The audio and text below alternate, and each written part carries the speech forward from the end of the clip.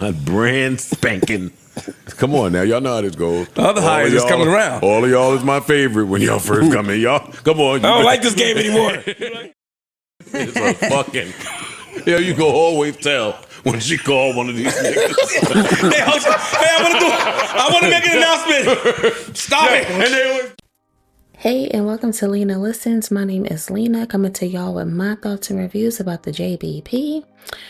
All right, y'all. For starters, can I just take a quick moment for the intro to episode 864? Just a quick moment. As someone who is from Philly, I love seeing Mark and Mona together. Hearing the Phillyisms and them repping our city, I can't help but to feel like this.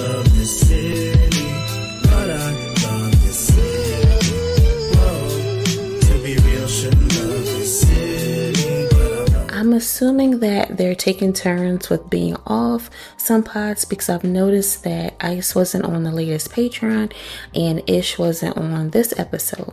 I mean, it can also just be that they have things to do, prior engagements, etc. Who knows? But boy, oh boy, were they on straight foolishness. Not gonna lie, dropping on a Friday night often isn't a bad idea. This was a great Friday night watch. It was giving good for the late night, grab your little snack or something. It was funny from start to finish. I enjoyed this episode, but I couldn't help but to catch the slick stuff. And to be honest, they wasn't trying to hide it too much either. And granted, the way some of it came about, you couldn't help but to lean into it. But the first one that made me say, ooh, this is awkward, was this one. Check it out. And shout out to our people, our comrades in spirit who are not here. I'm sitting in Ish's seat. Ooh, and our brother Ish. And Mel's not here as well. So the shout out to both of them, sending them both love. Yes. See. That's the problem. No, this is you the make it weird. This is why we can't get nowhere. No, this is why we can't get. No, it's this. I busted out laughing with them because what was that? Y'all making it awkward and weird for yourselves, man. Mark followed this up with, y'all was looking for something. Y'all was looking for some shade, and it's nothing. At this point, I'm almost certain they rub hands like Birdman when they see us going on about the male theories. It's really probably nothing at all. It's probably nothing at all. I'm still 50-50 about this. That's just where I'm at. What I will say, if Mel comes back, she is a great sport because she has the internet. She sees what is out here. Mark wanted to clear the air about his hospital pic that was used in the Ian and Mark show, and he said that picture is old. He touched on people hitting him up, asking about the episode, asking if it's an attack on the co-workers up there, and Joe thought so too. Just a quick sidebar, what I like about the Ian and Mark show is that it gets straight to it. Not too long of a show. The quality has improved tremendously. And if you are a fan or were a fan of The Office and It's Always Sunny in Philadelphia, I think you'll like this. I do anyway. And I can even say a little Curb Your Enthusiasm. So just a little fun fact about me, I am very eclectic, especially when it comes to my shows and music. Elite Music Shuffle if you're ever driving with me. But the little jokey jokes that was shot in Mel's direction was crazy work. And some of it wasn't intentional. When Mona was telling the gang that she was thinking about preparing a meal for them, as soon as she said mac and cheese, I said, oh man. And the room was on that too. Flip was on fire this episode. Energy was up and he was calling stuff out as he saw and heard it. That now you want to help MFers out with their wigs line. And once I heard this sinister laugh, I knew it was about to go up. And it sure did. You know it did. I'm scamming Joe and Ian. Got it. I saw that part. And that I'm faking workplace injuries in order to be off of work. Mute up. On the dash. We got him. Right? Not the knee slap. No. Crazy and funny. It was kind of funny. You can't help but that you got him part. It was funny. Can't even lie about it. Mark probably saw this playing out totally different in his head, but he should have known that the room isn't mature enough for all of that. You know, some commentary was going to come with this and some laughs.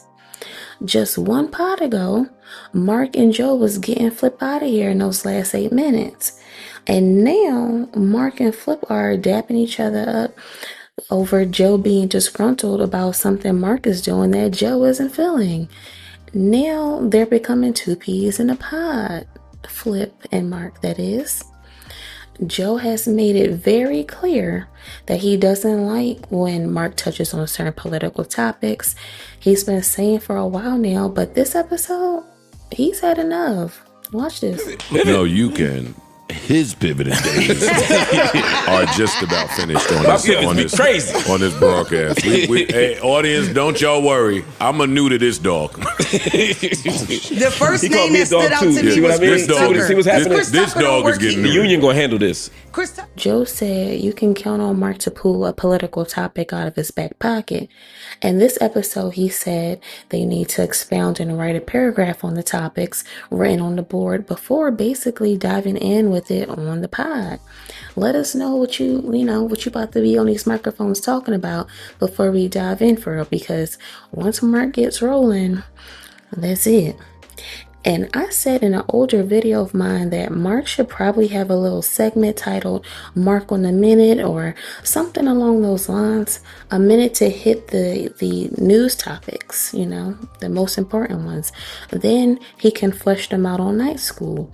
Grow the audience on both sides if that's the goal. Just a thought.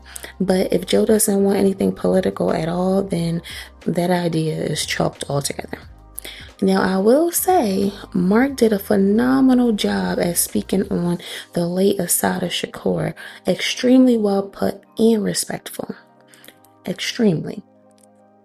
All in all, this was a great episode, funny from start to finish. I liked the chemistry in the room. Mona knew when to jump in, and I liked how, she was telling the audio-only listeners what was taking place when there was something funny going on in that moment. I liked how she and Flip weren't butting heads. They touched on hella topics, and this was good for a nice fall Friday night. I mean, drop these things on Friday sometimes. It's not gonna hurt. I missed it last Friday. I was busy. I didn't even know it dropped. And I'll be checking my Patreon periodically to see if something will drop early. And this time it sure enough did. And I appreciated that. A good late night watch. How was y'all feeling about the energy of this episode? Do you think it was different from Mona's first day? I do, personally. I feel like it flowed better this time around. Everyone got to touch on the topics. No one wasn't really clamoring over each other. I felt like it flowed. It went well. I'm not gonna hold you. It went well to me. It was funny. I was laughing. Ha ha ha. Laughing. Do you think they did too much with the Mel jokes, the little jokey jokes towards Mel? Now they were sprinkled in throughout the entire episode. It came out the gate running, with that long pause after the yes, and then it was just sprinkled all the way through. I didn't put it in here. I didn't want to have a gazillion clips in here.